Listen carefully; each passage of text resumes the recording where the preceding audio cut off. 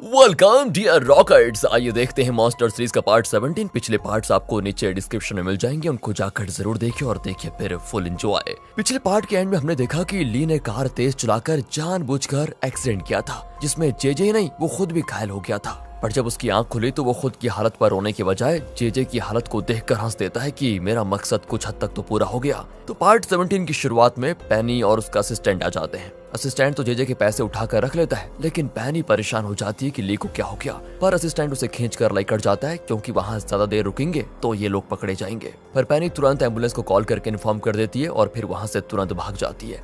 तब 2 वर्कर्स आकर उन्हें बाहर निकालते हैं और एम्बुलेंस में हॉस्पिटल लेकर जाते हैं। डोडो ग्रुप में तो सभी बड़े खुश होते हैं, क्योंकि वो शेयर्स खरीदने में सफल हो गए थे और अब डोडो ग्रुप को कोई इनसे छीन नहीं सकता। चेयरमैन ने तो जेजे का प्लान पूरी तरह से चौपट कर दिया। वो पूछता है कि ली कहाँ पर है। मोजो कहता है कि बहुत देर से वो कहीं नजर नहीं आ रहा। दूसरी ओर ली को हॉस्पिटल में होश आता है तो सबसे पहले वो ये पूछता है कि जेजे का क्या हुआ। पेनी कहती है कि हमें हमारे पैसे मिल गए, लेकिन तुम उसके बारे में पूछने के बजाय जेजे के बारे में पूछ रहे हो। वो पास वाले कमरे में पड़ा हुआ है। ली उठकर जेजे के कमरे में जाता है। उसे जो गुस्सा आता है उसके हिसाब से तो उसे जेजे का ऑक्सीजन मास्क निकाल देना चाहिए। पर इस बीच जेजे को एक सपना आता है कि वो डोडो ग्रुप को खरीद चुका है और बहुत खुश है। और तब उसे कोई धक्का देता है और उसका हाथ भी पकड़ लेता है। देखने में तो वो आदमी मास्क पहना हुआ चैंग यानी ली लगता है, पर जे उसको नहीं पहचानता और पूछता है तुम कौन हो। इस पर ली कहता है कि तुम मरकर नरक में जाओ, वहाँ पता चलेगा कि मैं कौन हूँ। कहकर वो हाथ छोड़ देता है और जे नीचे गिर जाता है और तब उसकी आंख खुलती है। वो पूछता है मैं कहाँ हूँ, मुझे अभी ऑफिस जाना है। तब किमी कहती है कि आप शेयर मार्केट के उस युद्ध में हार गए, सारे शेयर्स को चेयरमैन खरीद चुका है। जेजे घबराकर घड़ी देखता है, ओह तो पता चलता है कि 7 बज गए हैं। वो चिल्लाने लगता है कि मेरे पैसे कहाँ गए। किमी कहती पैसे? तुम किस पैसे की बात कर रहे हो? ऐसा तो कुछ भी नहीं मिला गाड़ी में। जेजे का दोस्तों ये सुनकर बुरा हाल हो जाता है कि पूरे 30 मिलियन थे, सबके सब हाथ से गए क्या। और ये देखकर ली हंसने लगता है। किमी ली से पूछती है कि ये किस 30 मिलियन की बात कर रहा है, क्या तुम कुछ जानते हो? ली कहता है कि सर ने बैंक से 30 मिलियन निकाले थे, पर एक्सीडेंट के बाद मैं बेहोश हो गया और पता नहीं पैसे कहाँ गए।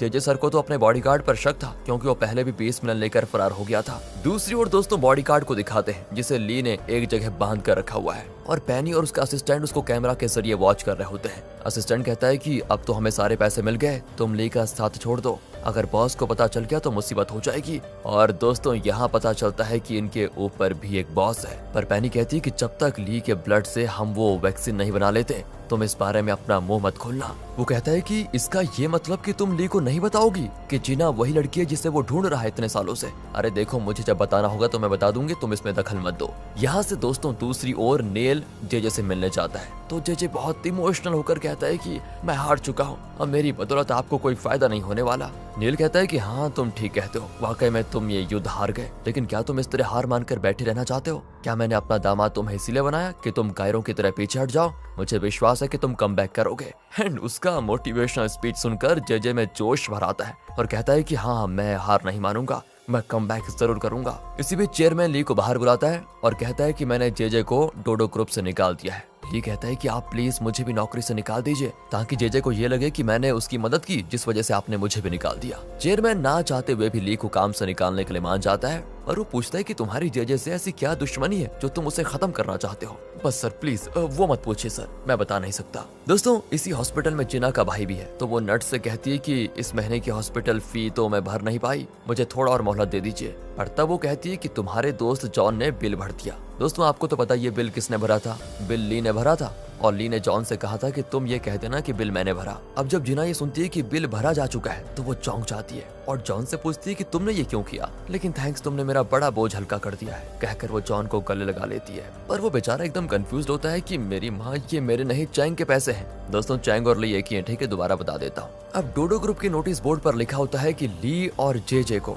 डोडो ग्रुप से निकाल दिया गया है। सिंडी मोजो से पूछती कि ली मेरा असिस्टेंट था, उसे आप लोगों ने कैसे निकाल दिया? मोजो कहता है कि कैसे क्या निकाल दिया, ये चेयरमैन का फैसला था, इसलिए आप उन्हीं से पूछ लीजिए। सिंडी तुरंत ली को कॉल करके पूछती है कि उन लोगों ने तुम्हें नौकरी से निकाल दिया और तुम चुपचाप रहे, तुम्हारी इतनी हिम्मत? ली भी कहता है कि जिसने निकाला उनसे पूछो ना, मुझ पर बरसने से क्या फायदा, वैसे मैं तो खुश हूँ कि मुझे तुम्हारी गुलामी से आजादी मिल गई। यहाँ से दोस्तों वो जिना को जॉन से बात करते हुए देखता है और कॉल कट करके जिना की बातों को सुनने की कोशिश करता है। जिना के जाने के बाद जॉन ली से कहता है कि जो मदद तुमने की उसके लिए वो मुझे थैंक कर रही है। यार मुझसे ये झूठा क्रेडिट लिया नहीं जा रहा, मैं बहुत ही बुरा एक्टर हूँ सच बताऊं तो। इतने में जिना उनको देख लेती है तो जॉन कहता है कि देखो मैं और एक्टिंग नहीं कर सकता, उसे तुम संभालो, कहकर वो भाग जाता है। जिना पूछती है तुम्हें ये चोट कैसे लगी?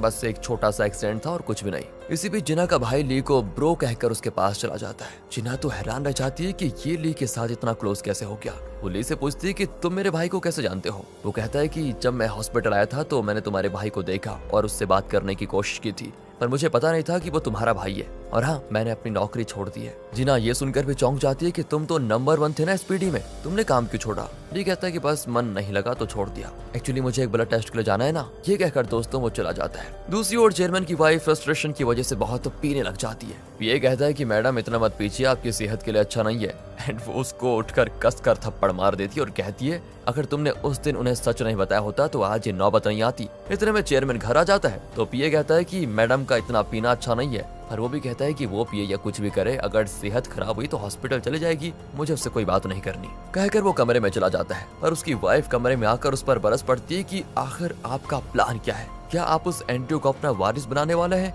आपका ज़मीर मर चुका है क्या? चेयरमैन कहता है कि देखो मैं पहले से टेंशन में हूँ, उस जेजे ने मेरी पीठ पीछे मुझे मिटाने की कोशिश की है, पर वो सब कुछ तुम कहाँ समझोगी? और तुम्हारा भाई नील, वो भी जेजे के साथ मिलकर डोडो ग्रुप को मुझसे छीनने का प्लान बना चुका था, पर मैंने डोडो ग्रुप को उनके चुंगल से कैसे छुड़ाया वो सिर्फ मैं ही जानता हूँ, और तुम अभी इस बारे में मुझसे बहस मत करो और अपना काम करो। वो भी सोच लेती कि ठीक है मैं अपना काम करूंगी। इसके बाद वो अपने भाई नील से मिलने जाती है और पूछती है क्या तुम डोडो ग्रुप के शेयर्स खरीदना चाहते थे? देखो वो बिजनेस की बातें हैं, पर तुम मुझसे मिलने क्यों आई हो ये बताओ। वो कहती है कि डोडो ग्रुप में मेरे जो शेयर्स हैं वो मैं तुम्हें देने को तैयार हूँ। हैं? नील चौंक जाता है कि क्या कह रही हो आप? वो पूछता है कि अगर तुमने इतना बड़ा फैसला कर ही लिया है तो जरूर उसके पीछे कोई ना कोई वजह तो जरूर होगी, तो बताओ इसके बदले मैं तुम्हें क्या दे सकता हूँ। वो कहती दोस्तों कि तुम मेरे बेटे को जेल से छुड़वाओ। वो भी कह देता है कि ये कैसे हो सकता है, उसे 6 साल की सजा काटनी पड़ेगी। देखो भाई तुम इतने बड़े पॉलिटिशियन हो, ऐसा भी कोई काम है क्या जो तुम नहीं कर सकते? स्वतंत्रता दिवस के दिन कुछ कैदियों को रिलीज किया जाता है, तुम कैसे भी करके नाथन का नाम उस लिस्ट में शामिल कर दो। प्लीज भाई बस एक काम कर दो, मेरे बेटे को बाहर ले आओ। नील को भी दोस्तों ये डील पसंद आ जाती है और वो मान जाता है। इसके बाद चेयरमैन की वाइफ और सैंडी नाथन से मिलने जेल जाती है। एंड माँ को देखते ही वो रोने लग जाता है कि मम्मी मुझे लगा आप भी मुझे भूल गई हैं और मुझे यहाँ सड़ने के लिए छोड़ देंगी। अच्छा वो आप आ गई। बेटा तुम मेरे इकलौते बेटे हो, मैं तुम्हें कैसे छोड़ सकती हूँ? मैंने तुम्हारे मामा से बात कर ली है, वो तुम्हें जेल से छुड़वा देंगे, लेकिन बाहर आने के बाद तुम उस मनुष्य औरत के बेटे का वो हाल करना कि वो कभी डोडो ग्रुप के बारे में सपने में भी ना सोचे।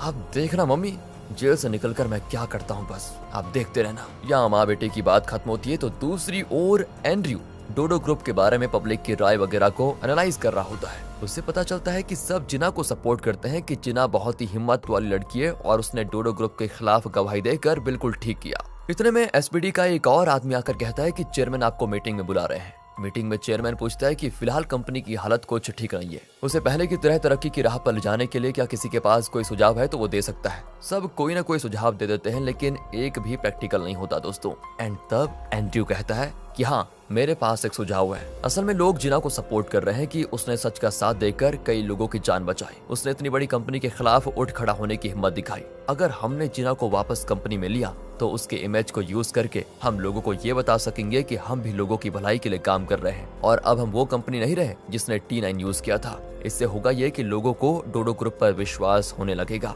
इसलिए मेरा सुझाव है कि हम जिना को वापस कंपनी में ले ले। एंड दोस्तों चेयरमैन को भी आइडिया पसंद आ जाता है और वो मोजो से पूछता है तो वो भी इस आइडिया को एग्जीक्यूट करने के लिए मान जाता है। चेयरमैन एंड्रयू से कहता है कि अब कंपनी का इमेज ठीक करने और लोगों का विश्वास जीतने का काम मैं तुम पर सौंपता हूँ। डूबते हुए इस जहाज को पार लगाने का काम तुम्हारा है समझो। इस तरह वो एंड्रयू को एक बहुत बड़ी जिम्मेदारी दे देता है। अब अगले सीन में एंड्रयू जिना से मिलने जाता है जो बाथरूम साफ कर रही होती है। वो कहता है कि मेरे साथ रेस्टोरेंट चलोगी क्या? आज का लंच मेरी तरफ से। जिना भी चाहती है। एंड्रयू उसको एक बहुत ही एक्सपेंसिव रेस्टोरेंट में लेकर जाता है और सबसे एक्सपेंसिव डिश ऑर्डर करता है। जिना चौंक जाती है कि तुम खुद ही एक नंबर के कंगाल हो, इतने एक्सपेंसिव डिश क्यों ऑर्डर कर रहे हो?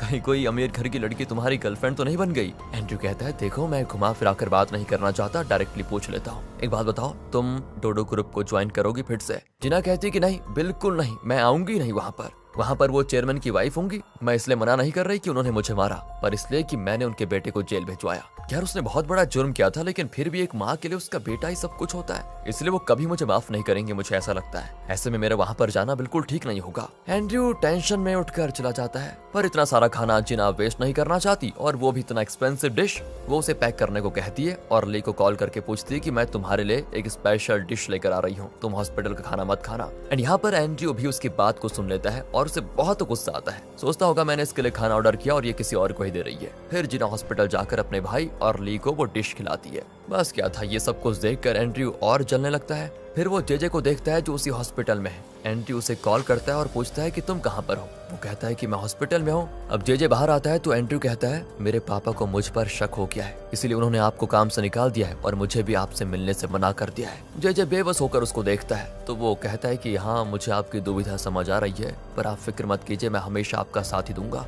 मेरा और आपका एक ही मकसद है और वो है डोडो ग्रुप से बदला लेना। ये सुनकर दोस्तों जेजे को चैन आता है कि चलो कोई तो है मेरे साथ। एंड्रयू आगे कहता है कि क्या आपको सच में लगता है कि आपका बॉडीगार्ड पैसे लेकर भाग गया? वो कहता है मुझे लगता नहीं, वैसे उसने ऐसा किया होगा, ये किसी और की चाल भी हो सकती है। एंड्रयू कहता है कि अब तो आपके पास कुछ भी नहीं है, फिर चैंग आपके साथ क्यों चिपका हुआ है? वो बेवजह आपका इतना वफादार क्यों बन रहा है? मुझे तो उसी पर शक है कि उसी ने पैसे चुराए हैं। और दोस्तों ये तो एंड्रयू ने बिल्कुल सही दिशा में सोचा है। जेजे को फिर से ली पर शक होता है। ब्लड टेस्ट के दौरान भी जेजे ली को शक की नजर से ही घूर रहा होता है। वो ली से पूछ लेता है कि अब तो मेरे पास कुछ भी नहीं बचा, इसीलिए मुझे लगता है कि तुम्हें मेरे साथ टाइम वेस्ट नहीं करना चाहिए। तुम बहुत ही ब्रिलियंट और इंटेलिजेंट हो, मेरे साथ चिपके रहने से तुम्हें कुछ नहीं मिलेगा। एक काम करो, कोई अच्छी जगह काम ढूंढ लो और अपना फ्यूचर देख लो। ली भी सोच में पड़ जाता है कि अगर मैं कहूंगा कि नहीं मुझे आपके साथ ही रहना है तो जेजे को शक होगा कि मेरा मकसद कुछ और ही है। इसलिए दोस्तों ली कह देता है कि हाँ सर आप ठीक कहते हैं, अब मैं आपके साथ रहकर करूंगा ही क्या, इसलिए मैं नील के साथ मिलकर कोई काम कर लूंगा,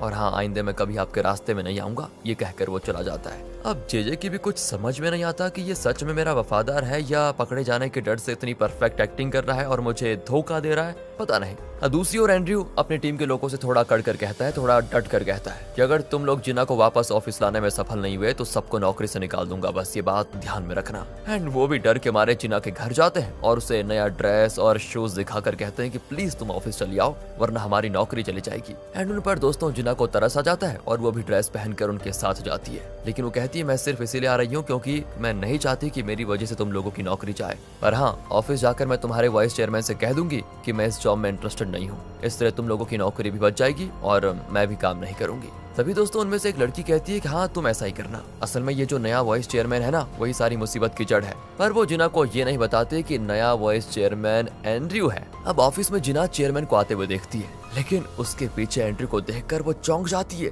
कि ये चेयरमैन कितने करीब कैसे आ गया। तब ग्रे बताता है कि यही तो है नया वॉइस चेयरमैन, ये असल में चेयरमैन का दूसरा बेटा है। जिना को लगता है शौक पे शौक कि ये चल क्या रहा है। वो एंड्रयू से कह देती कि मैं यहाँ काम नहीं करूंगी। वो कहता है कि इस कंपनी का फेस बनने जा रही हो तुम चेयरमैन की वाइफ के डर से यहाँ काम नहीं करना चाहती थी ना, लेकिन क्या तुम्हें पता है कि अगर तुमने यहाँ जॉब नहीं किया तो डोडो ग्रुप डूब जाएगा, कई लोगों की नौकरियां चली जाएंगी। इस कंपनी को तुम्हारी इमेज की सख्त जरूरत है, तो अब बताओ क्या अपने साथी एम्प्लॉयज की खातिर तुम डोडो ग्रुप को फिर से ज्वाइन करने को तैयार हो या नहीं? जिना भी काफी सोच कर कहती है ठीक है, पर एंड्रयू एकदम स्ट्रिक्ट होकर कहता है कि बोलो ठीक है सर। जिना सोच में पड़ जाती है कि इस पागल आदमी को सर बुलाऊं मैं, चश्मा क्या पहन लिया इसने, खुद को बड़ा आदमी समझने लगा, गधा कहीं का। पर वो ऐसा कह नहीं सकती और कहती है ठीक है सर। बाहर आकर जिना एसपीडी के कलीग से कहती है कि ये एंड्रयू कुछ ज्यादा ही रॉब नहीं दिखा रहा, पर वो कहता है कि ऐसा मत कहो, वो तुम्हारा बॉस है। जिना सोच लेती है कि लगता है डोडो ग्रुप में सारे के सारे पागल ही घूम रहे हैं। दूसरी ओर पैनी को दिखाते हैं जो ली का हालचाल पूछ रही होती है, और तब उसका असिस्टेंट फोन लेकर उसको देता है कि बॉस बात करना चाहते हैं। वो फोन लेती है तो बॉस कहते हैं कि ली के खून से हम वैक्सीन बनाने में सफल हो गए, अब हमें ली की जरूरत नहीं है, इसलिए तुम उसका साथ छोड़ दो। पैनी बहुत दुखी हो जाती क्योंकि लगता है उसे ली बहुत ही अच्छा लगने लगा था। असिस्टेंट कहता है कि देखो तुम ली को जिना की सच्चाई बता दो कि वो जिना वही है जिसे वो इतने सालों से ढूंढ रहा है, और तुम ली से अलग हो जाओ। हमारा मकसद था ली के खून से वैक्सीन बनाना, जो कि पूरा हो चुका है। पर पैनी कहती नहीं, ये मेरी लाइफ है, तुम बस अपना काम करो, मुझे क्या करना है ये मैं जानती हूँ अच्छे से। वहाँ ली नील के साथ काम करने का प्लान बना रहा होता है। वो विक्टर की डिफेंस इंडस्ट्री के बारे में रिसर्च करता है, जिससे पता चलता है कि उसकी कंपनी का वेपन्स प्रोजेक्ट एक नंबर का फेलियर है, जिसकी वजह से आर्मी के सोल्जर्स मारे गए। उसके बारे में डिटेल्ड रिपोर्ट बनाकर वो मोजो को देता है। वो कहते हैं कि इस केस को लड़ने के लिए हमें एक विश्वसनीय लॉयर की जरूरत होगी। ली कहता है कि मेरे जहन में है एक ऐसा लॉयर। असल में दोस्तों वो जॉन की बात कर रहा था। वो अपनी सारी फाइंडिंग्स जॉन को दिखाता है और कहता है विक्टर की कंपनी के वेपन से जो आर्मी का नुकसान हुआ है उसके बारे में इसमें सारी डिटेल्स मौजूद है। उस कंपनी के खिलाफ हमें प्रोटेस्ट करना होगा और ये केस आपको ही लड़ना है। कल ही आप प्रोटेस्ट भी शुरू कर दीजिए। यही नहीं, न्यूज़पेपर्स में भी इस खबर को छपवा दीजिए। मैं आपको अच्छी पेमेंट दूंगा इसकी। जॉन कहता है कि हाँ, मैं जरूर करूंगा ये काम। अगले दिन न्यूज़पेपर में खबर छपती है और जॉन नेल के घर के आगे खड़ा होकर प्रोटेस्ट करने लगता है। एंड जब नेल आता है तो जॉन उसके पक्ष में नारे लगाने लग जाता है कि नेल विक्टर के खिलाफ इन्वेस्टिगेशन करवा रहे हैं। हमारे देश को नेल जैसे प्रेसिडेंट की ही जरूरत है। बाकी लोग भी यहाँ पर नारा लगाते हैं। असल में ये लोग ऐसा इसीलिए कर रहे हैं क्योंकि पहली बार जब विक्टर के वेपन्स की खबर छपी थी तो नेल ने प्रेस मीट में कहा था कि मेरा और विक्टर का कोई कनेक्शन ही नहीं है और मैं एक स्पेशल टास्क फोर्स को इसकी इन्वेस्टिगेशन करने के लिए कहूंगा। बस दोस्तों, उसी बात को इन लोगों ने पकड़ लिया था। तो अब नेल मना भी नहीं कर सकता क्योंकि अगर वो ऐसा करेगा तो लोगों को उसकी बातों पर होगा शक। वो भी चिल्लाकर कहता है कि उस वेपन्स ब्लास्ट के पीछे जिसका भी हाथ है मैं उन लोगों को अरेस्ट करवा कर रहूंगा। और ये बात प्रेस और मीडिया वाले भी रिकॉर्ड कर लेते हैं। अगले सीन में विक्टर को दिखाते हैं जो नेल पर चिल्ला रहा होता है कि तुमने मुझे बचाने के बजाय मुझ पर इन्वेस्टिगेशन करवाने का वादा किया है और वो भी पब्लिक में। नेल कैसे भी करके उसे शांत करवाता है कि देखो उस वक्त मेरे पास कोई और रास्ता नहीं था वरना लोग भड़क उठते मुझ पर आप फिक्र मत कीजिए, मैं आप पर कोई आंच नहीं आने दूंगा। दूसरी ओर जेजे को फिर वही सपना आता है कि कोई उसे बिल्डिंग के ऊपर से धक्का दे रहा है और फिर एक हाथ से उसे पकड़ भी रहा है। जेजे पूछता है कि तुम हो कौन, पर वो आदमी कहता है कि तुम मरकर नरक में जाओ, वहाँ पता चलेगा कि मैं कौन हूँ। पर इस बार जेजे उसका मास्क निकाल लेता है तो पता चलता है कि वो चैंग है, यानी कि ली। तब ली उसका हाथ छोड़ देता है और वो नीचे गिर जाता है। अचानक फिर उसकी नींद खुलती है और अब उसको लगता है कि शायद ली ही उसके साथ धोखा कर रहा है। इतने में ली कमरे में आता है और उसको देखकर जेजे चुपचाप मुड़कर लेट जाता है। ली भी वहाँ से चला जाता है। फिर ली जिना के भाई के कमरे में जाता है पर वो अब तक जाग रहा था। ली कहता है कि मैं तुम्हारी बहन को ढूंढ रहा हूँ, पर तब वो एक बात को बार बार दोहराने लगता है। दोस्तों,